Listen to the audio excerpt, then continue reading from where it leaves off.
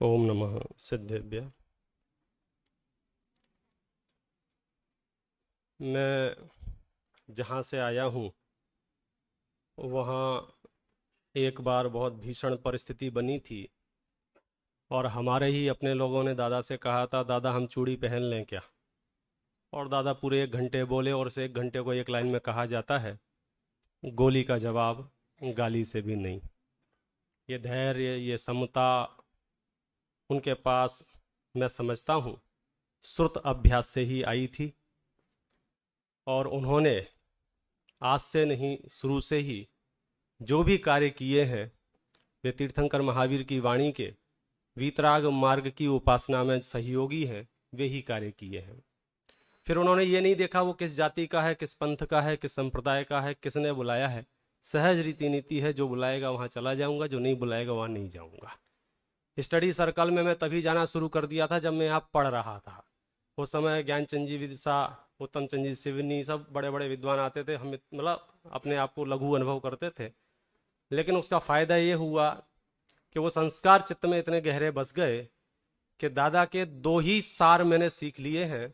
एक तो ये कि अपने स्वार्थवश किसी को खुश नहीं करना, और वो कई बार दोहराते थे। दूसरा ये कि कभी किसी से किसी भी कारण से नाराज नहीं होना।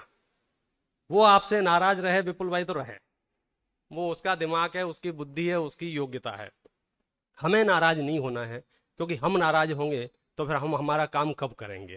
तो बहुत सारभूत कहना चाहिए उनके सीख हैं। और आज मैं यहाँ जो पढ़ पा रहा हूँ, अगर ये यहाँ स्थायी हो सके तो आने वाली पीढ़ी के लिए भी ये रीति नीति बहुत काम की है। एक एक सूत्र में सब कुछ लिखा है, जो मैं कहना चाहता हूँ वो सब यहाँ है। मैं तो इतना ही कहूंगा। आपसे 2-3 प्रश्न पूछकर मैं आपसे पूछना चाहता हूं, भगवान महावीर हैं या चले गए? कुंद कुंद आचार्य हैं या चले गए? टोडरमल जी हैं या चले गए? गुरुदेव श्री हैं या चले गए? तो फिर दादा कैसे जा सकते हैं? हमारी रगों में दादा हैं, हमारी खून की एक एक कतरे में दादा हैं। वो तत्वज्ञान हम जीवन भर स्वयं पीते रहेंगे और निर्बाध रूप से दूसरों को पिलाते रहेंगे, ऐसी हमारी मंगल भावना है। मैं सिर्फ इतना कहना चाहता हूं, अभी 3 दिन पहले मैं जावरा में एक विधान के निमित्त से गया था। वहां प्रतिष्ठाचार्य श्री रमेश चंद जी बांझल साहब आए हुए थे। उनका योग मुझे मिला और उन्होंने बताया कि वो उस जमाने के प्रतिष्ठाचार्य हैं। नाथुराम जी से उन्होंने विधिवत वो प्रतिष्ठाएं सीखी, और जब उनको समाचार मिले तो उनका बहुत चित्त विचलित हुआ। वो आना चाहते थे लेकिन वो किसी कारणवश नहीं आ पाए। तो उन्होंने कहा कि मेरी ओर से आप हार्दिक संवेदनाएं, श्रद्धांजलि अर्पित कर देना।